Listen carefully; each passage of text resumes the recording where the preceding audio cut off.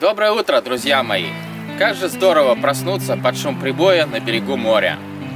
Вчера я перешел границу и оказался в маленькой деревушке, которая по-турецки звучит примерно как Учкардес. С одной стороны, Турция явилась простым и логичным выбором, а с другой, мне хотелось побывать в Армении и Азербайджане. Но, к сожалению, вражда между ними не позволяет переходить границу, и, получив штамп одной из стран, невозможно будет въехать в другую. Это все мелочи, впереди целый мир, и я обязательно побываю в этих странах, но позже. А сейчас меня ждет прекрасная солнечная Турция. Предлагаю и вам вместе со мной отправиться в путешествие по ней. Вот я и вышел на большую дорогу. Сейчас будет мой первый автостоп. Друзья мои, автостоп в Турции действительно хороший. Где-то минут через 10, через 15 остановился дальнобойщик и согласился подвезти меня до ближайшего крупного города.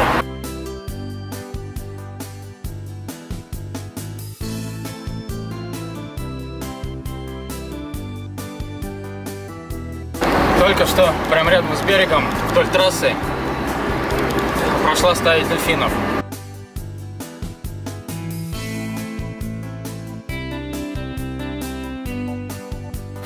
Здорово, стоит классная солнечная погода. Я еду по Турции, все супер. С первых же минут пребывания в Турции у меня царит приподнятое настроение. Наверное, потому, что я уже не раз бывал в этой замечательной стране по туристической путевке и знаю, чего ожидать от ее посещения. Однако на севере страны, у Черноморского побережья, я оказался впервые и уже предвкушаю новые впечатления. Турция – удивительная страна с богатой историей, которая уютно расположилась между Европой и Азией и вобрала в себя характерные черты обоих континентов. Западная ее часть, где находится Стамбул, Измир и Анталия, богаче, гуще заселена и обращена к Европе. Другая, простирающаяся от Анкары к востоку, с ее суровыми, бескрайними и однообразными степями, хранит свое азиатское наследие. Запад Турции влечет сказочной магией Стамбула и самой протяженной и чистой береговой линией Средиземноморья. В Восточной Турции лучше чувствуют себя искатели приключений и вольные путешественники, такие как я. Еда и напитки здесь дешевые и не в ущерб качеству, а доброта и отзывчивость местных жителей поражает. И на западе, и на востоке множество древних руин, от каменного века до хеттов, греческих и римских городов, памятников Византийской и Османской империи. Как правило, именно для этих городов выбирались самые красивые места для постройки. Повсюду раскинулись нерукотворные чудеса, пещеры и водопады, каньоны и вулканы, озера и источники, а также впечатляющие горные пейзажи. Роль Турции в современном глобальном обществе более сбалансирована и важна, чем раньше. Она стремится стать культурным мостом между христианской Европой и исламским Ближним Востоком. Со времен реформ Ататюрка Турция остается образцом современного светского государства. Друзья мои, я добрался до первого крупного города после границы, и это Трабзон. Трабзон – крупный порт на побережье Черного моря, в северо-восточной части Турции, история которого уходит в прошлое к 1000 году до нашей эры. Город основан греческими колонистами, и в свое время Трабзон был западным конечным пунктом Великого Шелкового пути. На протяжении истории Трабзон всегда являлся торговым центром, куда прибывали корабли из других черноморских городов, и откуда через перевал Зигана начинались сухопутные маршруты в Среднюю Азию. В римский период и Византийской империи город сохранял суверенитет и даже был столицей независимого государства, но в конце концов сдался Османской империи. Трабзон расположен в замечательном месте между морем и Понтийскими горами, обрывистые лесистые склоны которых спускаются прямо к берегу. Ближе всего к морю в южной части, находится деловой район. Западнее расположен исторический центр со старинными зданиями и церквями вокруг мечети Орта-Хисар.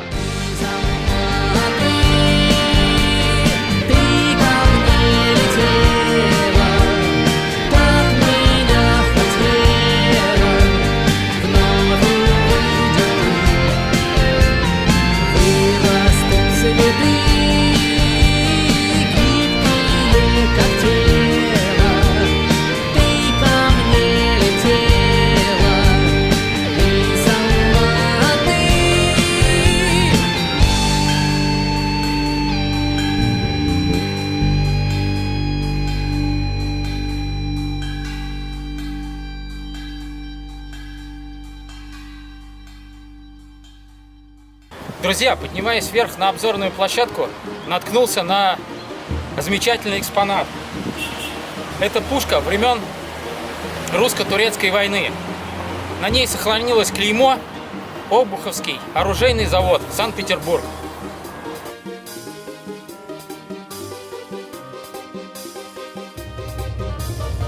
Молчит полумесяц, и снова с востока таинственный ветер подул. Молчит полумесяц, и снова идут на войну Петербург и Стамбул.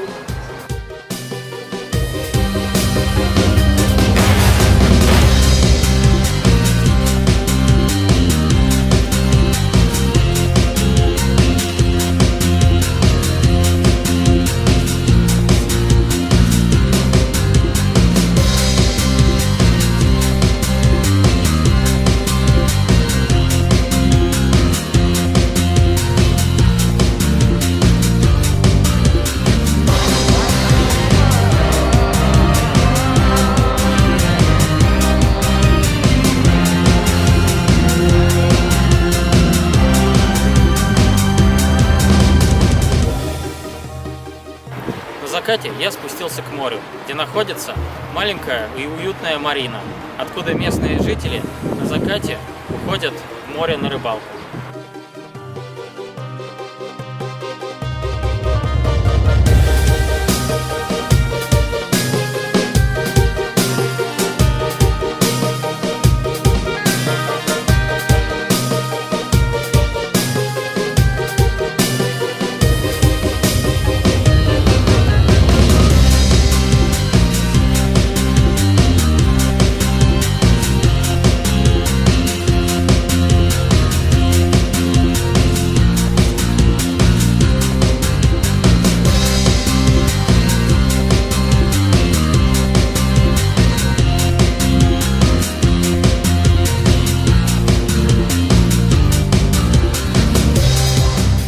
Друзья мои, я снова вышел на дорогу и оказался в попутном автомобиле. Водителя зовут your name? Mert. Он, оказывается, футболист местной команды Трабзон. Он едет не совсем куда мне нужно, но по пути. Поэтому проеду с ним сколько получится, а дальше буду стопить снова.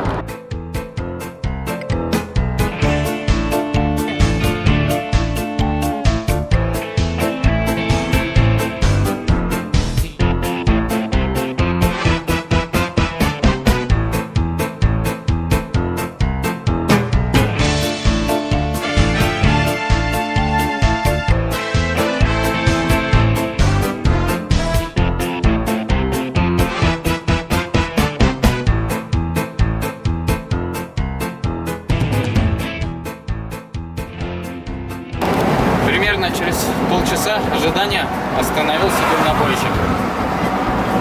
По-английски он, к сожалению, не говорит, только на турецком. Водитель фуры едет из Азербайджана в Стамбул. Предлагает мне ехать вместе с ним. Однако я, наверное, проеду до Самсама, это 270 километров от Трабзона. И там пока остановлюсь, чтобы не проехать за раз слишком много. Меж тем, за окном продолжали мелькать пейзажи Черноморского побережья Турции.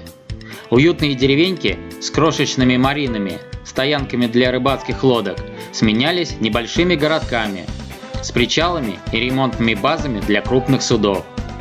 В каждом населенном пункте обязательно попадалось по несколько мечетей.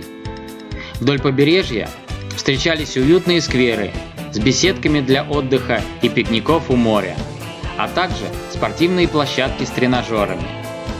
Иногда с гор к морю спускалась облачность, и я двигался, словно ежик в тумане из советского мультфильма, в сторону Самсуна.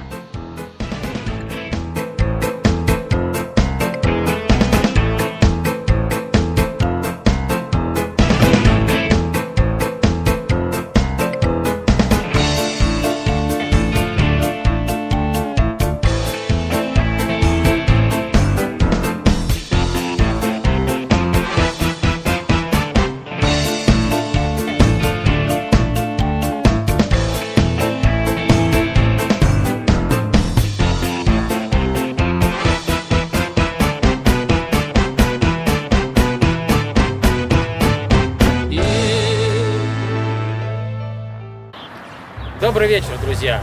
Я оказался во втором крупном городе на побережье Черного моря в Турции, на пути следования в Стамбул. Город называется Самсун.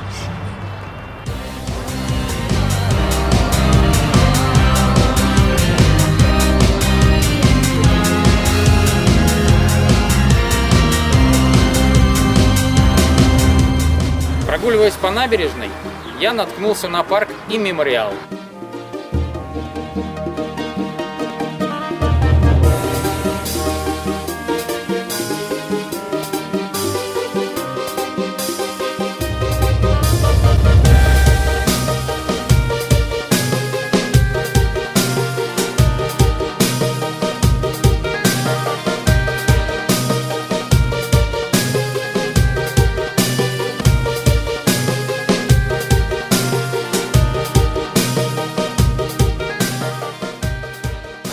А теперь непременно нужно подняться на судно.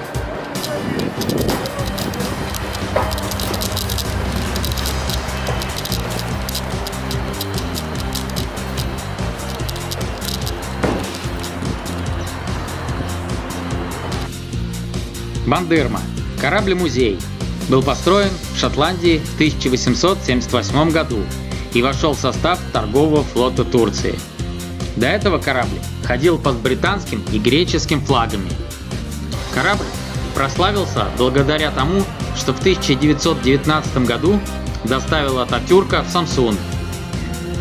Высадка Ататюрка в Самсуне стала началом турецкой революции.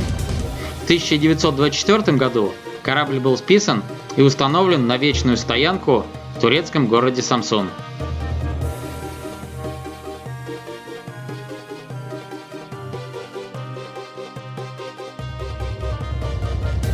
Капитанскую рубку осмотрели, теперь самое время спуститься в трюм.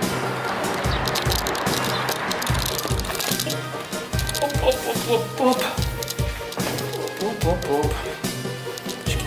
Музей.